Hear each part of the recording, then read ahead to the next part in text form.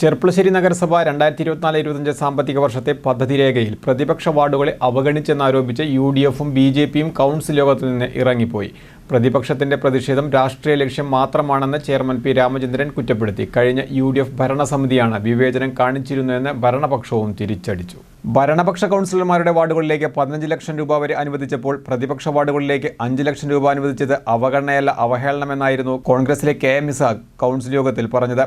മുൻ നഗരസഭാ ചെയർപേഴ്സൺ ശ്രീലജ വാഴക്കുന്നത്തും ഷഹനാസ് ബാബുവും ഉൾപ്പെടെ UDFിലെ മുഴുവൻ കൗൺസിലർമാരും വിവേചനം ചോദ്യം ചെയ്ത് രംഗത്ത് വന്നു. എന്തായാലും ഞങ്ങൾ കൗൺസിലർമാർ തന്നത് 5 ലക്ഷം ഉൾപ്പെടുത്തിയിരുന്നത് ബാക്കി വാർഡുകൾ നമുക്ക് ഏകദേശം വായിച്ച മനസ്സിലാവുമല്ലോ ഓരോ റോഡ് ഏത് വാർഡിലാണ് ഉണ്ടാവുന്നത്. 10 ലക്ഷത്തിൽ കൂടുതൽ ആണ് ഭരണപക്ഷത്തുള്ള കൗൺസിലർമാരുടെ തുക എന്നത്. അപ്പൊ പ്രതിപക്ഷത്തുള്ളവർക്ക് 5 ലക്ഷവും ഇരട്ടിയും അതിലിരട്ടിയും 10 ലക്ഷം മാത്രമല്ല അത് ഏറ്റവും കുറവ് എമൗണ്ട് പറഞ്ഞത്. അത് 15ഉം 17ഉം ഉണ്ട് പല ഭാഗത്തും. അതിലൊന്നും നമുക്ക് യോജിപ്പില്ല. പക്ഷെ ഞങ്ങളെ കൂടി അത്രയും ഉൾപ്പെടുത്തിയില്ലെങ്കിൽ കൂടി ഒരു സാമാന്യ മര്യാദ പ്രതിപക്ഷത്തിരിക്കുന്ന കൗൺസിലർമാർക്ക് കൂടി കൊടുക്കായിരുന്നു. ഞങ്ങൾ ആരും തന്നെ നേരിട്ട് കയറുന്നതല്ല. അവിടെ നിങ്ങൾക്ക് സ്വാധീനമുള്ള പാർട്ടിയുടെ ആളുകൾ ഉണ്ടായിരിക്കാം, അവർക്ക് വേണ്ടിയുള്ള റോഡുകൾ ഉണ്ടായിരിക്കാം. ഇതൊന്നും ഞങ്ങളുടെ വീട്ടിൽ കൊണ്ടുപോകണമെന്നല്ലോ. അപ്പോ എന്തായിരിക്കണം നമ്മുടെ അടുത്ത വർഷത്തെ പദ്ധതിയിൽ നിങ്ങൾക്ക് എന്തെങ്കിലും പുതുതായി വല്ല നിർദ്ദേശങ്ങളും വെക്കാനുണ്ടോ എന്നൊരാലോചന ഈ ഭരണസമിതിയുടെ ഭാഗത്ത് നിന്നുണ്ടായില്ല. മാത്രമല്ല എത്ര തവണ ചോദിച്ചാലും കഴിഞ്ഞ തവണയടക്കം ഇത്ര ലക്ഷം രൂപ എന്ന് പറയില്ല. നിങ്ങൾ പ്രയോറിറ്റി ലിസ്റ്റ് ചെയ്ത് അതിൽ ഞങ്ങൾ നോക്കി കഴിഞ്ഞ പോലെയൊക്കെ ചെയ്യും എന്നുള്ള ഒറ്റ വാക്കിനുള്ള മറുപടി മാത്രമാണ്. ഇത്തവണ പറഞ്ഞു 5 ലക്ഷം റുപ്യ ഉണ്ടാവുമെന്ന്. 5 ലക്ഷം റുപ്യ പറഞ്ഞ കോൺക്രീറ്റ് റോഡിനാണ്, കുടിവെള്ള പദ്ധതിക്കും അംഗനവാടിക്കും അല്ല. ആ 5 ലക്ഷം രൂപ പ്രതീക്ഷിച്ച് എന്നാലും ഒഴിവാക്കാൻ വയ്യാത്ത ചിലത് കൂടെ കയറ്റി 7, 8, 9 ഒക്കെ ഇവരെഴുതി കൊടുത്തു. പക്ഷേ അതിൽ 5 ലക്ഷം നാമമാത്രമായി 1-2 വാർഡുകളിൽ 6ഉം 7ഉം അത് പ്രത്യേക താല്പര്യത്തിന്റെ പേരിൽ 1-2 റോഡുകൾ കടന്നുകൂടിയതാണ്. ആവട്ടെ, ഞങ്ങൾ അതിലൊന്നും എതിരല്ല. ഞങ്ങളുടെ വാർഡിൽ 10 ലക്ഷം ബുക്കിംഗ് ഞങ്ങൾ എതിരാണ്. 15 ലക്ഷം രൂപയോളം പല വാർഡുകളിലും റോഡ് പണി സൈഡ് കെട്ട് എന്ന് പറഞ്ഞു വെച്ചിട്ടുണ്ട്. ആ പരിഗണന ഈ 12 വാർഡുകളിലെ മെമ്പർമാർക്ക് നൽകാത്തത് അവഗണനയല്ല, ഞങ്ങളെ അവഹേളിക്കുന്നതിന് തുല്യമാണ് എന്നാണ് എനിക്ക് ഈ കൗൺസിലിന് മുമ്പാകെ പറയാനുള്ളത്. ഞങ്ങളുടെയൊക്കെ വാർഡുകളിലേക്ക് വളരെ കുറച്ച് തുകയും ഇപ്പൊ ഭരണക്കാരുടെ വാർഡുകളിലേക്ക് വലിയ തുകകളും ആണ് ഇതിൽ അനുവദിച്ചിട്ടുള്ളത്. അപ്പോ ഞങ്ങളൊക്കെ വാർഡിലുള്ള ജനങ്ങൾക്ക് അവിടെ അവർക്ക് ആവശ്യമായ വികസന പ്രവർത്തനങ്ങൾ വേണ്ടേ? ഇപ്പോ വാർഡ് സഭകളിലൊക്കെ തന്നെ പല റോഡുകളും പൂർത്തീകരിക്കാൻ കഴിയാത്ത പ്രശ്നമുണ്ട്. നിങ്ങൾ പൂർത്തീകരിക്കുന്ന രീതിയിൽ വെക്കണം.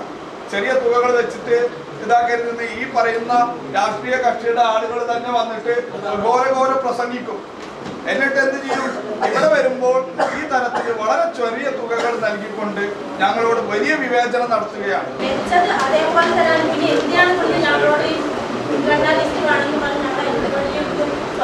ഇവിടെ പറയുന്നത് UDF കൗൺസിലർമാർക്ക് മാത്രം ബാധകമുള്ളതാണ്.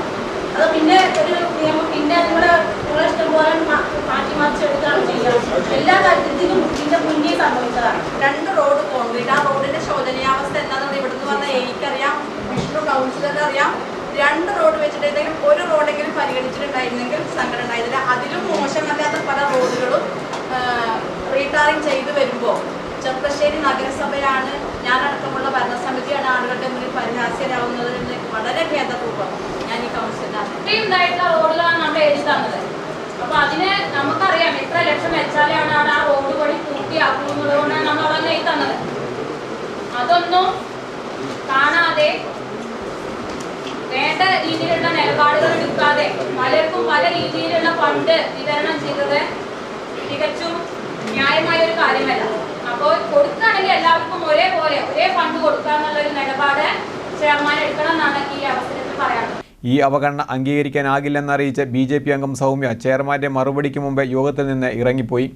എന്റെ വാർഡിൽ നിരന്തരം ഞാൻ പറയാറുള്ള ടാറിങ്ങിന്റെ റോഡ് ഇപ്പോഴും അത് പരിഗണിച്ചിട്ടില്ല എന്നുള്ളത് വളരെയധികം ഖേദകരമാണ്. നിരന്തരം ആദ്യം മുതലുള്ള വാർഡ് സഭകളിൽ നിരന്തരം വന്ന ജനങ്ങൾ ആവശ്യപ്പെടുന്നത് എത്ര പെട്ടെന്ന് പരിഗണിക്കണം എന്ന് ചെയർമാൻ വാർഡ് സഭയിൽ ജനങ്ങളോട് നേരിട്ട് വന്ന്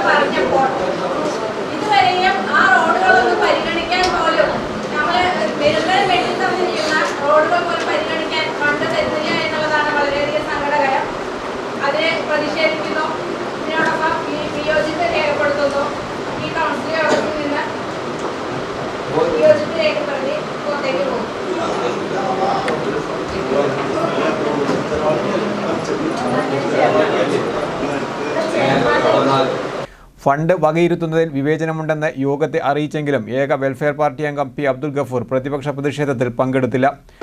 ജനങ്ങളെ സംബന്ധിച്ചിടത്തോളം അവരുടെ റോഡുകൾ, അവരുടെ കുടിവെള്ളം, വാട്ടർ ലൈൻ ഇല്ലാത്ത സ്ഥലങ്ങളിലേക്ക് ലൈൻ വലിക്കൽ, അതുപോലെ തന്നെ ഇലക്ട്രിസിറ്റി, തെരുവുകളൊക്കെ, ഇത് മൂന്നും വളരെ പ്രധാനപ്പെട്ട സംഗതിയാണ്. പൊതുജനങ്ങളെ സംബന്ധിച്ചിടത്തോളം ഓൺ ഫണ്ടാണോ, വേറെ കേന്ദ്ര ഫണ്ടാണോ, സംസ്ഥാന ഫണ്ടാണോ, ഇതൊന്നും അവരെ സംബന്ധിച്ചിടത്തോളം വിഷയമല്ല. കൗൺസിലർമാരെ സംബന്ധിച്ചിടത്തോളം ആ പ്രദേശത്ത് മണ്ണിട്ട റോഡുകൾ ഉണ്ടാവാതിരിക്കുക, വെളിച്ചം ഉണ്ടാവുക, വാട്ടർ അതോറിറ്റി ലൈൻ ഇല്ലാത്ത സ്ഥലങ്ങളിലേക്ക് ലൈൻ വലിക്കാം. ഇത് മൂന്നാണ് പ്രധാനമായിട്ട് ജനങ്ങൾ ആഗ്രഹിക്കുന്നത്. ഇതിന് പുറമുള്ള സ്ഥലങ്ങൾ ഇപ്പൊ ഇതിന് നമുക്ക് ഇവിടെ വേരിയേഷൻ എന്നുള്ള നേരത്തെ വന്ന ചർച്ചകൾ വന്നു. നമ്മൾ സർവേ നടത്തേണ്ടതുണ്ട്. ഇവിടെ ഏറ്റവും കൂടുതൽ മണ്ണ് റോഡുകൾ ഏത് വാർഡിലാണ് എന്നുള്ളത് നമുക്ക് നോക്കേണ്ടതുണ്ട്. അത് ടൗൺ കേന്ദ്രീകൃതമാണെങ്കിൽ അവിടേക്ക് കൂടുതൽ ഫണ്ട് അനുവദിക്കേണ്ടതുണ്ട്. അതല്ല പന്നിയെക്കുറിച്ച് മരണ റോഡിലാണെങ്കിൽ അവിടേക്ക് പോകേണ്ടതുണ്ട്. നമുക്കൊരു എന്താണോ ടൗണിന്റെ ചെർപ്പശ്ശേരി നഗരസഭയുടെ സ്ഥലങ്ങളുടെ അവസ്ഥ മനസ്സിലാക്കി ഫണ്ടുകൾ വകയിരുത്തണമെന്നാണ് ഇവർ ആവശ്യപ്പെടുന്നത്. ഭരണപക്ഷത്തെ അംഗങ്ങൾ പദ്ധതി രേഖയെ അനുകൂലിച്ച് രംഗത്തെത്തിയതോടെ ചർച്ചകൾക്ക് മൂർച്ച കൂടി. മമ്മിക്കുട്ടി MLA മുമ്പ് PK ശശി എന്ന് പറയുന്ന MLA ഉണ്ടായിരുന്നു. ഒരു ലൈറ്റ് ആ കാറൽമണ്ണ് അമ്പലത്തിന്റെ മുമ്പിൽ ഒരു ലൈറ്റ് വെക്കട്ടെ, കാറൽമണ്ണിലെ പള്ളിയുടെ അവിടെ ലൈറ്റ് വെക്കട്ടെ, കെഞ്ചി നടന്നു. ചെറുപ്പശ്ശേരിയിലെ നഗരസഭയിലെ ഭരണസമിതി എന്ന് പറഞ്ഞു കറണ്ട് ബില്ല് അടയ്ക്കാൻ കാശില്ല ഞങ്ങൾക്ക്. ഇവരാണ് രാഷ്ട്രീയ വിഭജനത്തെ കുറിച്ച് പറയുന്നത്. മറ്റൊന്നെന്താ PMAY അല്ലോ, ഈ പറയുന്ന കാര്യങ്ങളിലൊക്കെ വലിയ വിവേചനം കാണിച്ചു. ഇവിടെ കുറെ മെമ്പർമാർ കഴിഞ്ഞ ഭരണസമിതി അത് നമ്മൾ നോക്കണില്ല. കഴിഞ്ഞ ഭരണസമിതി എന്തോ ഈ ഭരണസമിതി എന്തോ നോക്കണില്ല. പക്ഷേ നമുക്ക് ഇപ്പോ വീട് റിപ്പയർ ചെയ്യാനുള്ള ഫണ്ട് വെക്കേണ്ടി വന്നല്ലോ. ആൾക്കാരുടെ മണ്ടേ കൂടെ പൊട്ടിച്ചാടുന്ന വീടാണ് പറയുന്നത്. ആൾക്കാരുടെ മണ്ടേ കൂടെ വീട് പൊട്ടിച്ചാടുന്ന വീടുകൾ ചെറുപ്പശ്ശേരി നഗരസഭയിലുണ്ട് എന്ന് എല്ലാ കൗൺസിലർമാരും സ്വയം സമ്മതിക്കുന്ന സ്ഥിതിയിലേക്ക് വന്നതെന്താ? ഏകദേശം 900ഓളം വീടുകൾ നമുക്ക് അനുവദിക്കാൻ കഴിഞ്ഞിട്ട് പോലും ഇത്തരത്തിലുണ്ടായതെന്താ? ആരുടെ വിവേചനം കൊണ്ടാ? നല്ല വീട് പൊളിച്ചിട്ട് ലീഗിന്റെയും കോൺഗ്രസിന്റെയും ആളുകൾക്ക് കൊടുക്കാൻ തീരുമാനിച്ചത് കൊണ്ടല്ലേ പാവങ്ങളെ കാണാതെ പോയത്? അതുകൊണ്ടല്ലേ മണ്ടയ്ക്ക് വീണ വീടുണ്ടായത്? അതുകൊണ്ടല്ലേ വീട് റിപ്പയറിന് നമുക്ക് പൈസ കൊടുക്കേണ്ട ഗതികേട് വന്നത്? കഴിഞ്ഞ 3 വർഷക്കാലമായി എന്തെല്ലാം തന്നെയാണോ മുൻതൂക്കം കൊടുത്തത്, ആ മുൻതൂക്കം കൊടുത്തപ്പോ കുടിവെള്ളത്തിന് മുൻതൂക്കം കൊടുത്തു. 205 കോടിയിലധികം രൂപ വരുന്ന വികസന പ്രവർത്തനം നടക്കുമ്പോഴാണ് ഇവിടുത്തെ റോഡ് പൊളിയുന്ന സാഹചര്യം ഉണ്ടായത്. വളരെ അഭിമാനബോധത്തോടു കൂടി പറയാൻ കഴിയും, കഴിഞ്ഞ 2 വർഷക്കാലമായി ഏറ്റവും കൂടുതൽ റോഡ് മെയിൻറ്റെയിൻ ചെയ്യുന്നതിന് വേണ്ടി ഫണ്ട് വെച്ച നഗരസഭയാണ്. എന്തുകൊണ്ടാണ് പറയേണ്ടതില്ലേ? പൊട്ടിപ്പൊളിഞ്ഞ് ആളുകൾക്ക് വളരെ പ്രയാസമാണ്. അത് തിരിച്ചറിഞ്ഞുകൊണ്ട് തന്നെയാണ് ഇവിടെ ഷഹനാസ് ബാബു കൗൺസിലറോട് സൂചിപ്പിച്ചു. ആ കൗൺസിലറുടെ വാർഡിലൂടെ പോകുന്ന പ്രധാനപ്പെട്ട റോഡാ ബ്രഹ്മത്ത് റോഡ്. 14 ലക്ഷം രൂപയുടെ എസ്റ്റിമേറ്റ് എടുക്കാൻ വേണ്ടി പോയത് ഞാനാണ്. അത് ഏതെങ്കിലും ഒരു വിവേചനത്തിന്റെ ഭാഗമാണോ? വിവേചനത്തിന്റെ ഭാഗമല്ല. മുൻ UDF ഭരണസമിതിയുടെ വിവേചനം ചൂണ്ടിക്കാട്ടി സഫ്ന പാറയ്ക്കലും സാദിഖ് ഹുസൈനും KT പ്രമീളയും തങ്ങളുടെ മുൻകാല അനുഭവങ്ങൾ പങ്കുവച്ച് പ്രതിപക്ഷ ആരോപണത്തെ പ്രതിരോധിച്ചു. പക്ഷേ പിന്നെ അതിലുള്ളതെന്ന് വെച്ചാൽ ചിലപ്പോൾ അന്നത്തെ കൗൺസിലർമാർ ഉൾപ്പെടെ ഞങ്ങളൊക്കെ തരുന്ന സമയത്ത് ഞങ്ങൾക്കുണ്ടായ അനുഭവങ്ങൾ തന്നെയാണ്. കാരണം നമ്മൾ ലെറ്റർ പാഡിൽ എഴുതി കൊടുക്കും. അപ്പൊ തൊട്ടപ്പുറത്തെ വാർഡ് കൗൺസിലർ ചിലപ്പോൾ നമ്മളെക്കാൾ കുറച്ച് സീനിയർ ആവും, അല്ലെങ്കിൽ അവർക്ക് വേണ്ടപ്പെട്ട ആളുകളാവും. അപ്പൊ നമ്മൾ എന്താ എഴുതുക? വീട് റിപ്പയർ എന്ന് പറഞ്ഞാൽ ഒട്ടും വാസയോഗ്യമല്ലാത്ത വീടുകൾ എഴുതി കൊടുത്താൽ തങ്ങൾക്ക് കിട്ടുന്ന തങ്ങളുടെ പാർട്ടിയല്ല, പക്ഷെ തങ്ങളുടെ സഹോദര പാർട്ടിയായി കാണുന്ന പല ആളുകളും ഉണ്ടാവും. ആ ആളുകളെ വേറെ എഴുതി കൊടുക്കുക. അപ്പൊ ലാസ്റ്റ് ഒരു ദിവസം പൊതുമരാമത്ത് നമ്മൾ എല്ലാ ആളുകളെയും പോയി കാണില്ല. ചെയർപേഴ്സണെ കാണേണ്ടതാണെങ്കിൽ ചെയർപേഴ്സണെ, വൈസ് ചെയർമാനെ കാണേണ്ടതാണെങ്കിൽ വൈസ് ചെയർമാനെ, അല്ല പൊതുമരാമത്ത് സ്ഥിരസമിതി അധ്യക്ഷനെ കാണണമെങ്കിൽ അവിടെ. കാരണം പദ്ധതിയുമായി ബന്ധപ്പെട്ടിട്ടുള്ള കാര്യങ്ങൾക്ക് കൃത്യമായ ഒരു സ്റ്റാൻഡിംഗ് കമ്മിറ്റി ഉണ്ട്, അത് പൊതുമരാമത്താണ്. ആ പൊതുമരാമത്തിനോട് നമ്മൾ ചെന്നിട്ട് അന്ന് രാംകുമാർ എന്ന് പറയുന്ന ആളാണ് ഉണ്ടായിരുന്നത്. അവരോട് നമ്മൾ പറഞ്ഞിട്ട് നമ്മൾ ലെറ്റർ പാഡ് കൊണ്ടേ കൊടുക്കേണ്ട സാഹചര്യം ഉണ്ടായി. കാരണം എന്താ അറിയോ? വെറുതെ നമ്മളെ കൈപ്പട നമ്മളെ കുറിച്ച് എന്തെങ്കിലും കളയണം, ഇതൊക്കെ തീരുമാനിക്കാൻ മറ്റുള്ള കൗൺസിലർമാരുണ്ടെങ്കിൽ എഴുതി കൊടുത്തതാ. അങ്ങനെയുള്ള വെട്ടും തിരുത്തോ അല്ലെങ്കിൽ അത് ഏത് തരത്തിലാണ് ഒരു ചെയർമാൻ ഇടപെടുക എന്നുള്ളത് അത് ചെയർമാൻ സൂചിപ്പിക്കണ്ടാവും. അപ്പൊ ആ തരത്തിൽ ഉണ്ടായിരുന്നു. അതൊന്നും ഈ വർഷങ്ങളിൽ ഉണ്ടായിട്ടില്ല. ഇവിടെ കഴിഞ്ഞ ഞങ്ങൾ ഭരണസമിതിയിൽ ഉണ്ടാവുമ്പോൾ ഇവിടെ സോളാർ ലൈറ്റ് ഉണ്ടാവും. ഈ ഒരു ലൈറ്റ് ഞങ്ങളെ ചില ആളുകൾക്ക് കിട്ടണമെന്നൊന്നും പരിശോധിക്കില്ല, കിട്ടിയിട്ടില്ല. അതൊക്കെ ഞാനൊക്കെ ഇവിടെ പൊതുമരാമത്ത് സ്റ്റാൻഡിംഗ് കമ്മിറ്റി ചെയർമാനായിരുന്നു പറഞ്ഞ പോലെ തന്നെ ഉണ്ണിയേട്ടനെ വിളിക്കുക. ഉണ്ണിയേട്ടനൊക്കെ പോയിട്ട് ഞങ്ങൾ പറയില്ല ഞങ്ങൾക്കും തരും ഓരോ ഡേറ്റ്. ഇല്ല, ഞങ്ങൾ കിട്ടിട്ടില്ല, മറ്റുള്ള ആളുകൾക്കൊക്കെ കിട്ടുന്നുണ്ട്. പിന്നെ അതുപോലെ ഇവിടെ സപ്ന സൂചിപ്പിച്ച പോലെ റോഡ് ടെൻഡർ കഴിഞ്ഞ റോഡ് ഒരു റോഡുമ്പോൾ 2 കൗൺസിലർ ഫണ്ട് വെച്ചു പറഞ്ഞിട്ട് അത് മാറ്റിയതാണ്. എൻ്റെ വർക്ക് ചെയ്യണ്ടെന്നും മറ്റാൾ ചെയ്തോട്ടെ എന്നും പറഞ്ഞു. പക്ഷെ ചെയ്തതോ ഞാനാ ചെയ്തത്, മറ്റാൾ ഫണ്ട് വേറെ റോഡിലേക്ക് മാറ്റി. ഉയർന്നു വന്ന ആക്ഷേപങ്ങൾക്ക് മറുപടി പറയാൻ ആരംഭിച്ചതോടെ ചെയർമാന്റെ വാക്കുകൾ വിശ്വസിക്കാനാകില്ലെന്ന് പറഞ്ഞ UDF അംഗങ്ങൾ മുദ്രാവാക്യം വിളിച്ച യോഗത്തിൽ നിന്ന് ഇറങ്ങിപ്പോയി.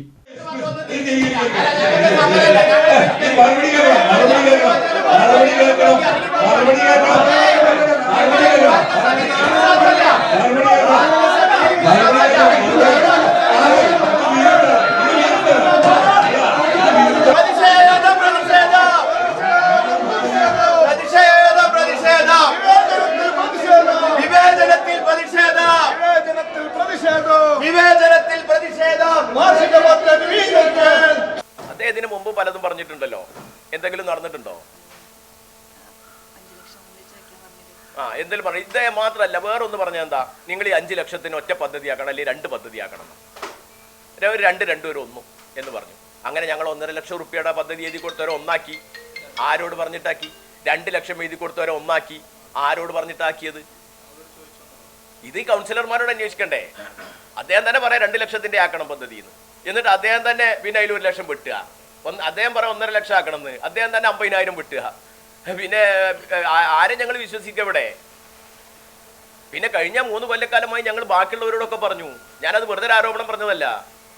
അപ്പൊ അവരൊക്കെ പറഞ്ഞത് അതൊക്കെ ഞങ്ങൾ പറഞ്ഞു പരിഹരിക്കുക, അതൊന്നും ഇയാൾ ശരിയല്ല എന്നുള്ള രീതിയിലുള്ള ആക്ഷേപങ്ങളാണ് പറഞ്ഞത്. ഇപ്പോ ഇത് ആരും ശരിയല്ല എന്നാ ഞങ്ങളെ അഭിപ്രായപ്പോ ആണെങ്കിൽ ഇത് ശരിയാക്കി എടുക്കാനുള്ള മാർഗം ഉണ്ടാക്കണ്ടേ? ഞങ്ങൾക്ക് ഈ നഗരസഭ മുന്നോട്ട് കൊണ്ടുപോയി, ഞങ്ങൾ ഈ നഗരസഭ കൊണ്ടുവന്നവരാണേ. അന്ന് ഇതിനെ ആക്ഷേപിച്ചവരവര്. ഇപ്പൊ പദ്ധതികളിൽ ആക്ഷേപമില്ല എന്ന് പറഞ്ഞു.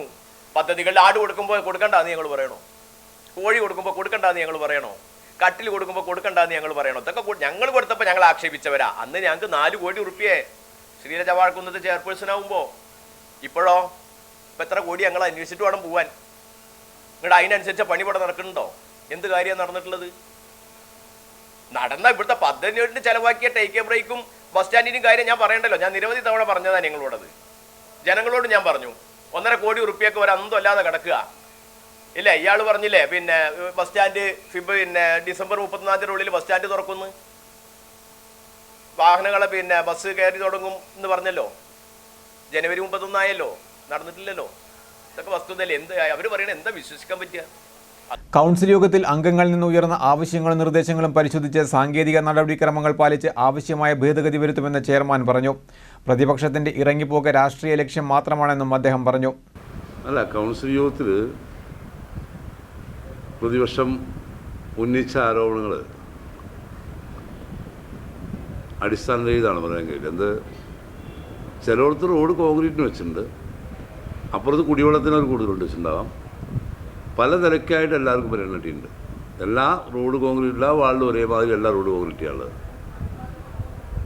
ഇപ്പോൾ 1-ാം വാർഡ് പറഞ്ഞാൽ അവിടുത്തെ ഏറ്റവും വലിയ യാത്രാ പ്രശ്നമാണ് തൂതകുളപ്പുഴ റോഡ്. 1-ാം വാർഡ് 2-ാം വാർഡ് 33-ാം വാർഡും വരുന്ന പ്രദേശങ്ങളിലുള്ള അവിടെ ഈ വർഷത്തിന് ചിലവഴിക്കുന്ന 75 ലക്ഷം രൂപ പോയിട്ടാണ്. വീണ്ടും വെച്ചത് 40 ലക്ഷം രൂപ വീണ്ടും ഭാരതത്തിൽ വെച്ചു. അപ്പം അവിടെ അത്തരം പ്രധാനപ്പെട്ട പ്രവൃത്തികളൊക്കെ തന്നെ യാതൊരു വിവേചനവും ഇല്ലാതെ ഈ നഗരസഭയെ ഒരു യൂണിറ്റായി കണ്ടുകൊണ്ട് നടപ്പാണ്. കുടിവെള്ളമായാലും റോഡുകളായാലും അവർക്ക് ആക്ഷേപം ഈ ചെറുകിട റോഡുകൾ 1 ലക്ഷത്തിനും 50,000 ചെയ്യുന്ന പ്രവൃത്തികളിൽ അവർക്ക് കുറവ് വന്നു എന്നുള്ളതാണ്. അതല്ലേ അങ്ങനെ ഉണ്ടെങ്കിൽ പരിശോധിക്കാമെന്നല്ലേ ഞാൻ പറഞ്ഞേ. പരിഹരിക്കുമെന്നല്ലേ കൗൺസിൽ ഞാൻ പറഞ്ഞത്. പരിഹരിക്കില്ലാന്നല്ലോ. ആക്ഷേപങ്ങളുണ്ടെങ്കിൽ ചൂണ്ടിക്കാണിച്ചാൽ പരിഹരിക്കാം എന്ന് പറഞ്ഞാൽ അത് പരിഹരിക്കാനിരിക്കേണ്ടത്. അപ്പോൾ ആക്ഷേപം ഉന്നയിക്കാനേ ഉദ്ദേശമുള്ളൂ, അത് പരിഹരിക്കാൻ എനിക്ക് ഉദ്ദേശമില്ല. 4 ലക്ഷം രൂപ വിനിയോഗിച്ച വയോമിത്രം സെന്ററുകളിലേക്ക് ഫർണിച്ചർ വാങ്ങാനുള്ള കുറഞ്ഞ തുക കൊട്ടേഷൻ കൗൺസിൽ അംഗീകരിച്ചു. നഗരസഭ ആസ്തികളുടെ സ്ഥിര വിവര കണക്കുകൾ തയ്യാറാക്കുന്നതിനുള്ള GIS മാപ്പിംഗിലൂടെ ഡിജിറ്റലൈസേഷൻ നടപ്പാക്കാൻ ഊരാളുങ്കൽ ലേബർ കോൺട്രാക്ട് സൊസൈറ്റിക്ക് നൽകാനും കൗൺസിൽ യോഗം തീരുമാനിച്ചു. Cherpulassery government higher secondary school, government UP school എന്നിവിടങ്ങളിലെ 2000-ഓളം പെൺകുട്ടികൾക്ക് ഉപയോഗിക്കാനായി നാപ്കിൻ വെൻഡിംഗ് മെഷീനും അനുബന്ധ സാമഗ്രികളും സ്ഥാപിക്കാൻ 10 ലക്ഷം രൂപ ചിലവഴിക്കാനും യോഗത്തിൽ തീരുമാനമായി. കൂടാതെ 100 പട്ടികജാതി കുടുംബങ്ങൾക്ക് 500 ലിറ്റർ ശേഷിയുള്ള ജലസംഭരണി നൽകാനും കൗൺസിൽ യോഗം തീരുമാനിച്ചു.